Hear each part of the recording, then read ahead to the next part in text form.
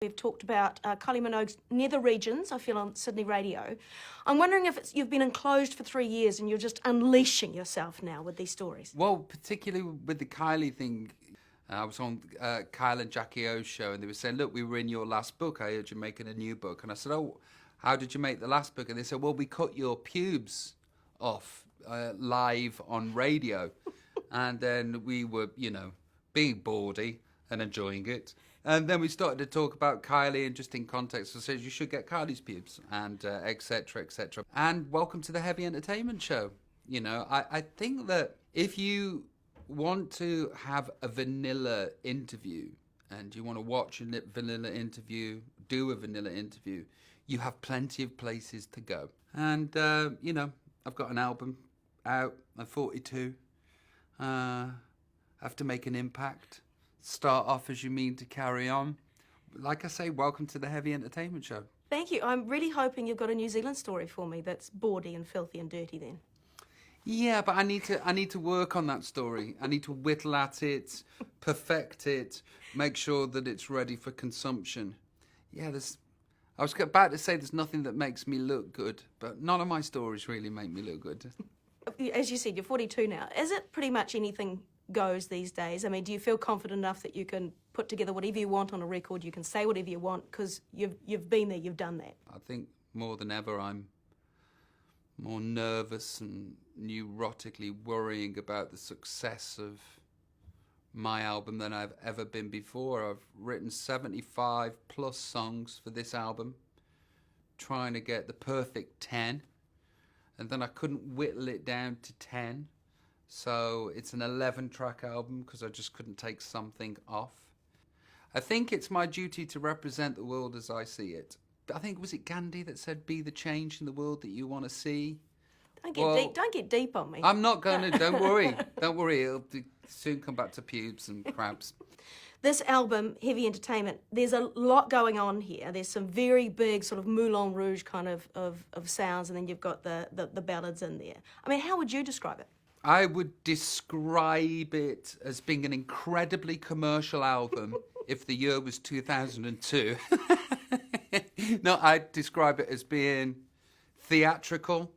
I would describe it as having, interesting lyrics. I would describe it as a big pop record. A few songs in there about your family, and I asked Rod Stewart, I said, when you play your songs to your kids, do they like them? And he said, no, they think they're crap.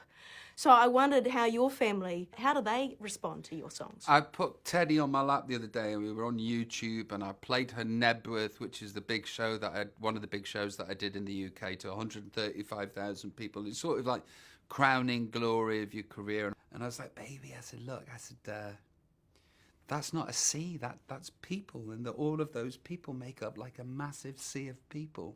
About 3.5 minutes in, I paused it and I said, what do you think? And she said, can we watch Peppa Pig? She's not bothered. Has having a family given you perspective on your career, despite all your success? Yeah, of course. Whereas before there was not any point to it all. When I was a kid, I used to watch the TV and want to be like them. And I think subconsciously or consciously, I think, if only I could be that, maybe it would fix everything. I didn't know about the fix everything. I think that was the unconscious bit. And then I became that, and it fixed nothing. It was just, the self-worth was still down here, and the success was up here, and the warped perception caved my tiny brain. I go to work. I've got the best job in the world. But I'm a working dad. This is work, and this is what I do for a living.